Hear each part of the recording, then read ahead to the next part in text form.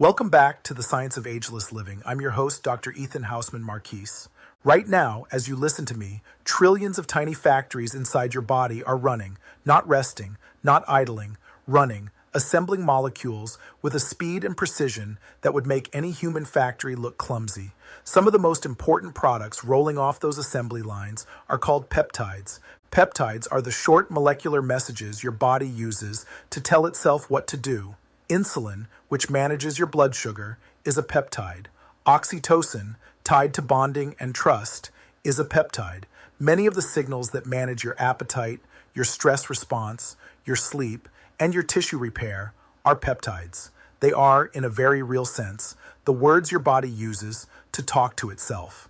But here's the question almost nobody stops to ask. How does your body actually make one? How do you get from an abstract instruction buried in your DNA to a real physical working molecule floating in your bloodstream? That's the whole show today. We're going to follow a single peptide from blueprint to finished product, through the library, the photocopier, the assembly line, the finishing shop, and out the shipping dock. I'll use the real scientific terms because you deserve to know them, but I'll give you a picture for every single one so you can actually see it happening. By the end, you'll understand one of the most elegant manufacturing processes in the known universe, the one that's been running inside you your entire life. Let's begin. Segment 1. What a peptide actually is. Before we build one, let's be precise about what we're building. A peptide is a short chain of amino acids linked together. That's it. Amino acids are the raw materials. There are 20 standard ones your body uses, and you can think of them as the letters of an alphabet.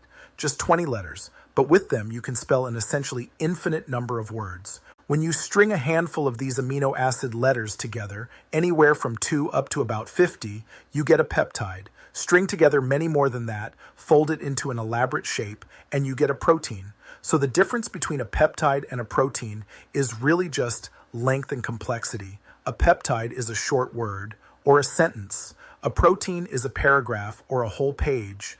The bond that links one amino acid to the next has a name, the peptide bond. Picture snapping 2 Lego bricks together or stringing one more bead onto a necklace.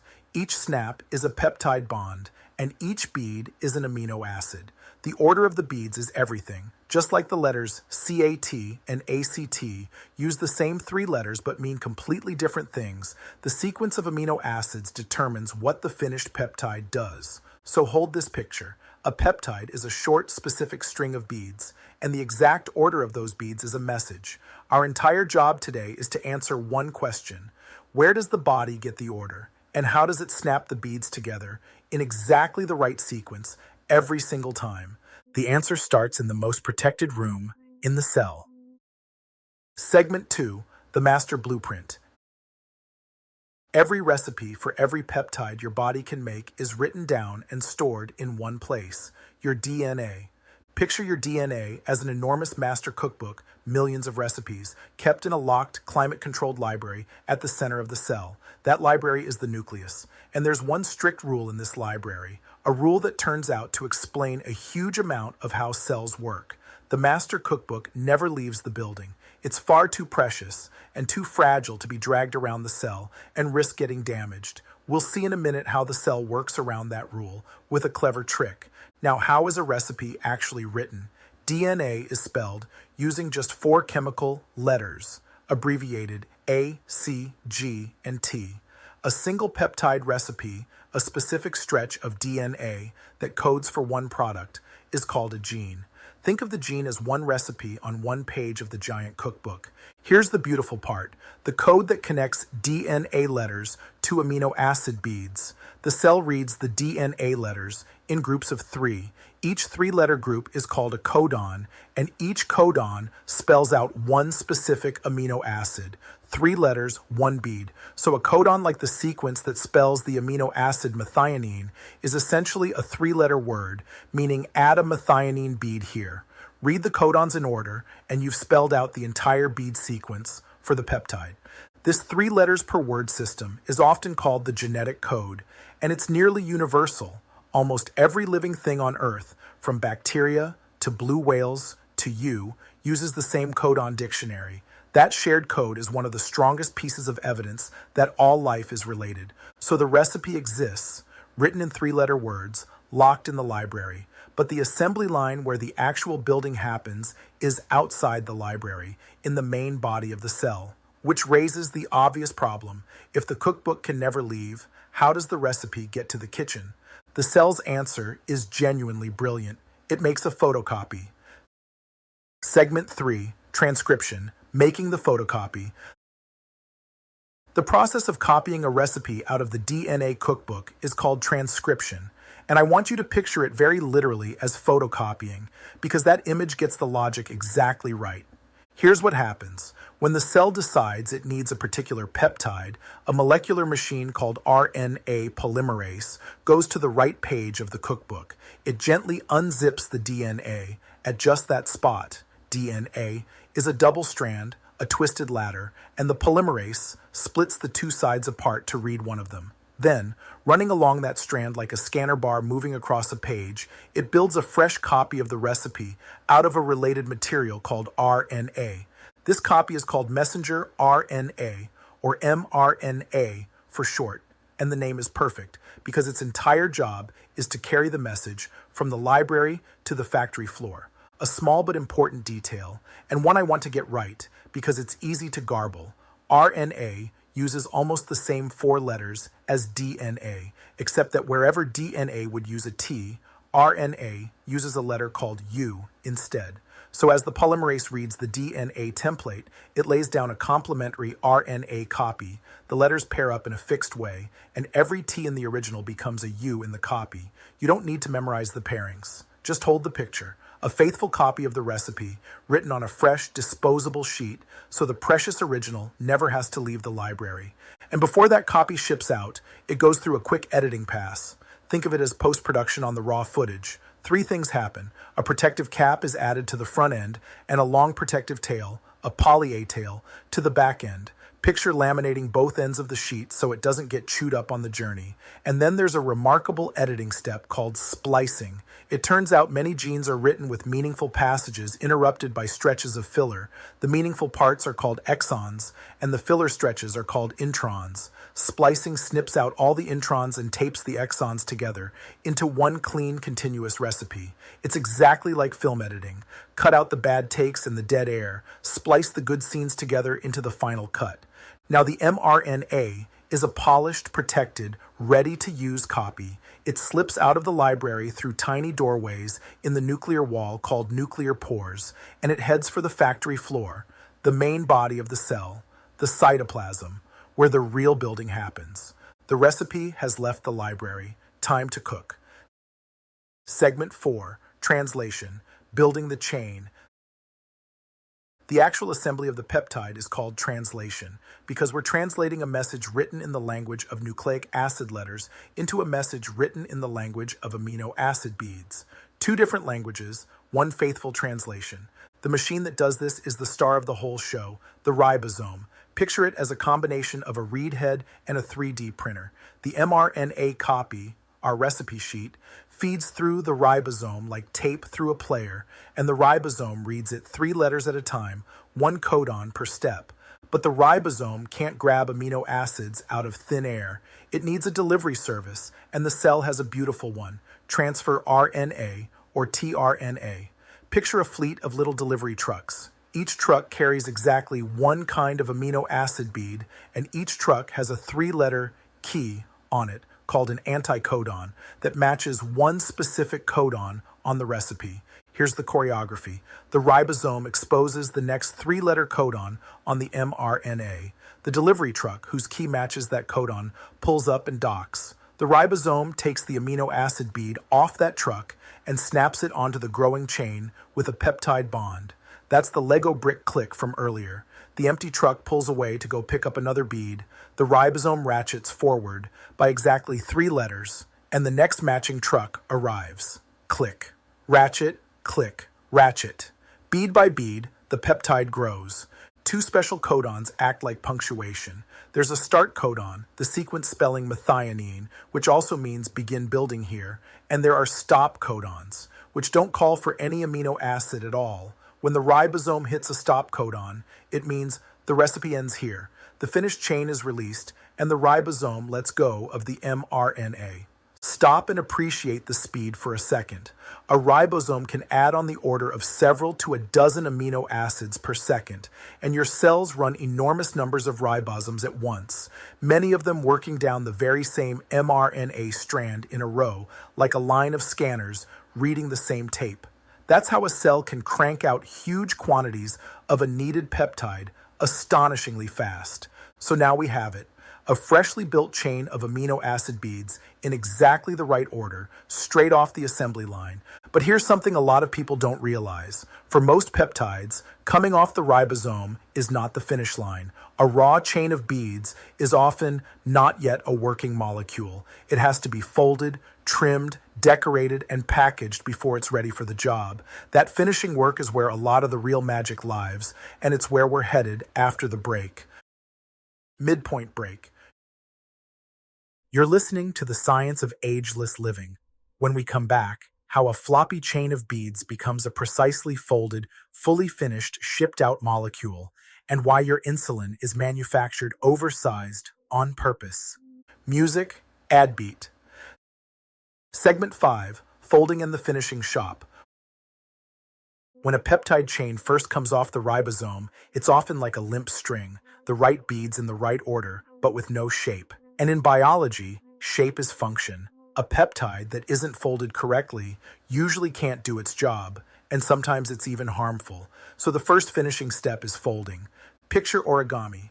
The flat, floppy chain collapses and folds into a specific three-dimensional shape, driven by the chemistry of the beads. Some are attracted to water, some repelled, some attract each other. Left alone, many chains would fold themselves correctly. But the inside of a cell is crowded and chaotic, and chains can tangle. So the cell employs helpers called chaperones. Think of them as folding assistants or spotters. They hold the chain, prevent it from clumping with its neighbors, and give it the space and the second chances it needs to reach its correct final shape. Some peptides get an extra structural reinforcement, disulfide bonds. These are strong chemical crosslinks. Picture molecular staples, or spot welds, that pin distant parts of the folded chain together and lock the shape in place. Insulin, which we'll get to in a moment, is held together by exactly these staples. Now, for peptides that are destined to be secreted, sent out of the cell to deliver messages elsewhere, there's a dedicated finishing shop they pass through. It starts with a structure called the endoplasmic reticulum, or ER. Think of it as the customization department. How does a peptide get routed there? Many are built with a little address tag at their front end called a signal peptide, which essentially reads, "Send me to the ER." Once there, the peptide folds, gets its disulfide staples, and often receives decorations, most commonly glycosylation, which is the attaching of sugar molecules to the peptide, like adding tags, and trim that affect how the molecule behaves and how long it lasts. And now for one of the most surprising and elegant facts in all of this, the one I promised you. Many peptides are manufactured oversized on purpose, then cut down to their final form. They're first made as a larger, inactive precursor.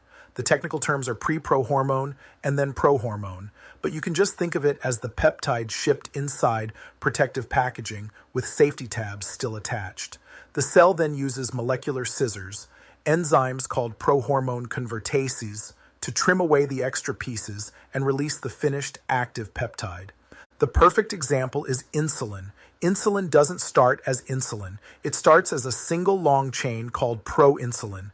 That chain folds up, gets its disulfide staples snapped into place, and then the cell's scissors cut out a whole middle section, a piece called the C-peptide, and discard it. What's left, held together by those staples, is mature, working insulin. So your body builds insulin like a product that ships with protective packing material and a tamper seal, and only trims it to final form right before it's ready to use.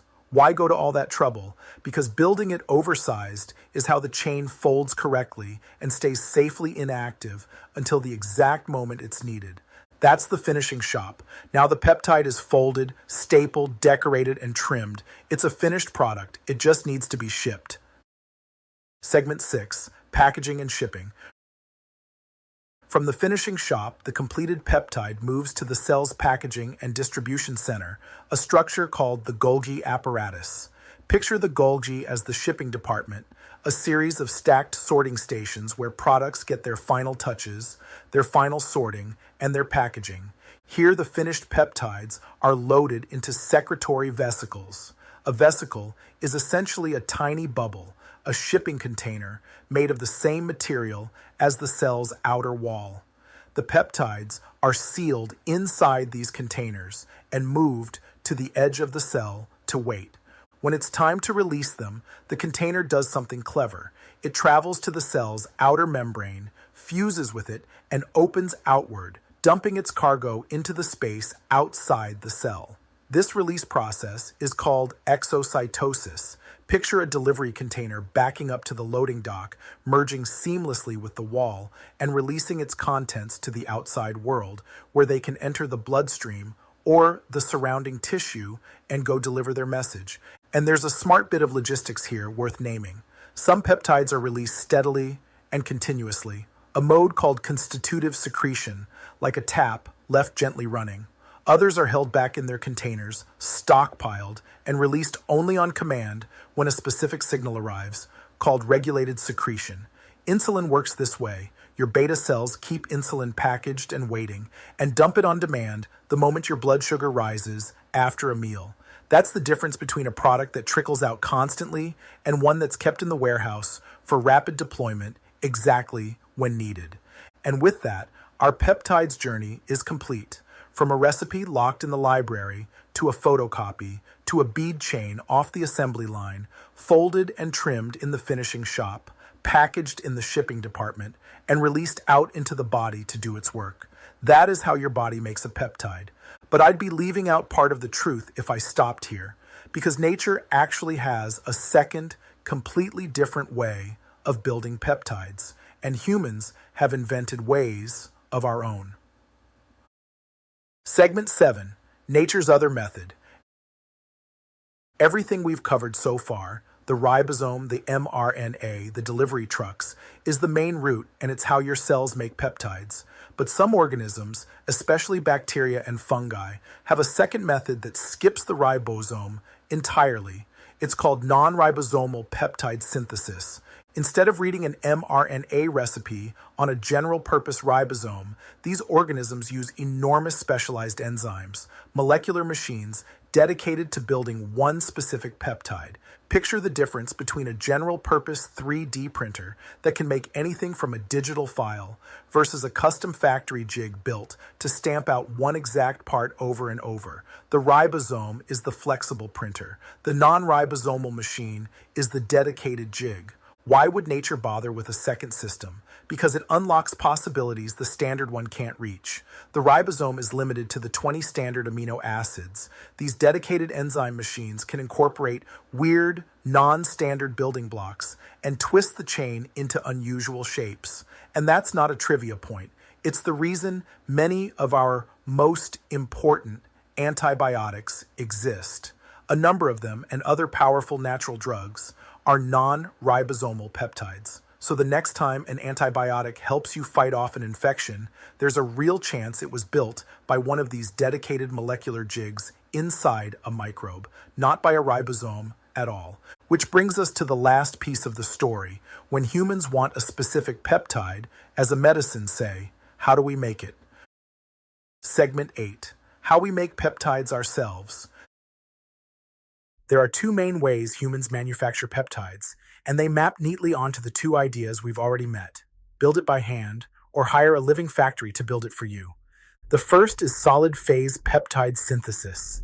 This was invented by a chemist named Bruce Merrifield, and it was such a leap that it won him a Nobel Prize. The idea is elegant. You anchor the first amino acid to a tiny solid bead of resin. Literally clip the end of your future necklace to an anchor so it can't float away. Then you add the next amino acid and it links on, then the next, then the next. Each amino acid is added in a controlled cycle, with chemical protecting groups, making sure each one links only where it's supposed to. When the chain is complete, you release it from the anchor bead. Picture building a beaded necklace, one bead at a time, while it's pinned to a workbench, so you never lose your place. This is how a great many research peptides and peptide drugs are made today, chemically, one bead at a time. The second method borrows nature's own machinery, recombinant DNA technology. Instead of building the peptide by hand, you take the human gene, the recipe, and you insert it into bacteria or yeast. Then you let those microbes do exactly what we spent this whole episode describing: transcribe the recipe, translate it, and build the peptide for you. The microbes become living factories, churning out the human peptide in large vats. This is how modern insulin is made. For decades, insulin had to be extracted from animal pancreases, but today we insert the human insulin recipe into microbes and let them manufacture it. Cleaner, more consistent, and human identical. It's a genuinely beautiful full circle idea. We understood the cell's assembly line well enough to borrow it and run our own recipes through it. So whether it's built by a ribosome in your own cells, by a dedicated enzyme in a microbe, by a chemist's cycle on a resin bead, or by an army of engineered bacteria in a factory vat, every peptide traces back to the same core logic. Put the right amino acid beads in the right order, then fold and finish them into a working molecule. Outro. Let's zoom all the way out and retrace the whole journey in one breath, because you've just learned something remarkable.